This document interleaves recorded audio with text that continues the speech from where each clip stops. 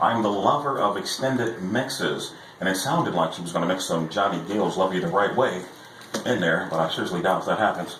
Nice save there, sir. I'm glad that tap was on there. Yeah, me too. Extreme close-up, Ray J to my right, Mr. Larry Cheatham in front of me in that beautiful, and I say that with staunch heterosexuality, beautiful bosses. Man, you look good in suits. I love that. But anyway, thanks for keeping it locked into Ferguson, USA, HotTalkRadio.com. You're listening to Discussions with Dallas. Live studio guest, Mr. Larry Cheatham here. And we're talking about money and the state of the world as he sees it. And I'm going to let you resume your regularly scheduled program, sir. So pick up wherever you want. You know, Dallas, the point I was originally trying to make before we went to break was that as a people, we have to get out of debt. It's a must. Most people right now will tell you something doesn't feel right. You know, I mean, there's something really wrong. Anytime you have the stock market, it just continues to skyrocket. And I don't know that it's ever gone up this long in this, obviously not a complete straight line, but it's gone up for an extremely long period of time. And nothing goes up forever. That just doesn't happen. And so most people would tell you something doesn't feel right. I mean, they don't feel as though they have more disposable income. Now, somebody's been making a load of money. It's just not the average individual. And so what I try and really help people to do in my business is to, first and foremost, they have to learn how to defend what they have. That's the first thing. Learn how to defend the resources you bring into your household. Now, what does that mean, to defend what you have? Here's what that means. It means that if you're a family who makes $20,000, I don't care what it is, it's $20,000 a year, $30,000 a year, $40,000 a year. Defending what you have means that you save as much of that money as possible. Now, what I mean by that is you say the word savings and people automatically think, okay, I have to take so much of my money and put it aside. And yeah, sure, you want to do as much of that as you possibly can.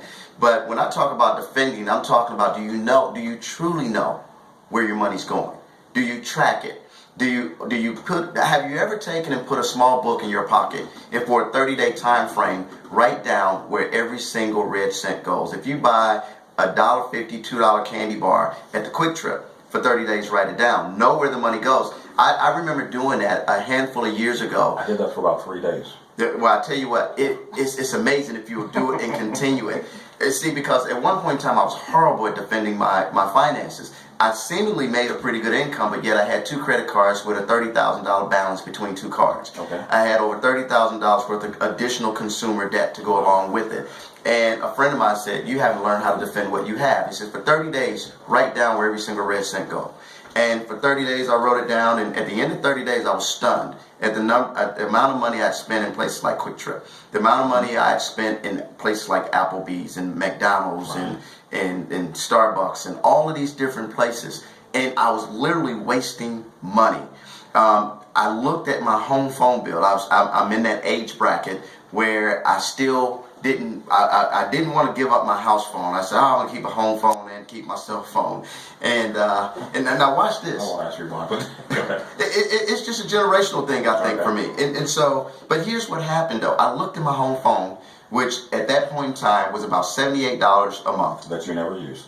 I had call waiting, call forwarding, caller ID, 3-way call block, call trace. And any other call that came out with. I didn't use any of it. Right. I took it all off my bill. My bill dropped from 78 to about about 20 some odd dollars a month. That's defending my money, because now what can I do with that money I was wasting? I could have shown you how to get that down to 13.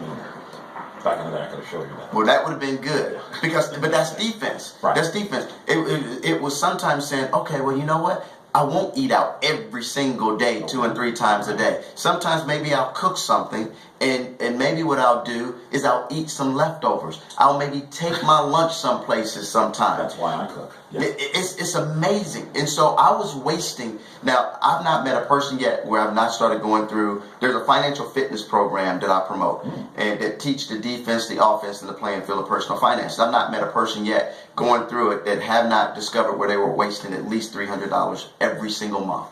And so that's playing defense. But once you learn to play defense, that's not good enough to play defense alone. If you think about it from a sports standpoint, what's the reason for a basketball or football team to have a good defense? What's the reason they have?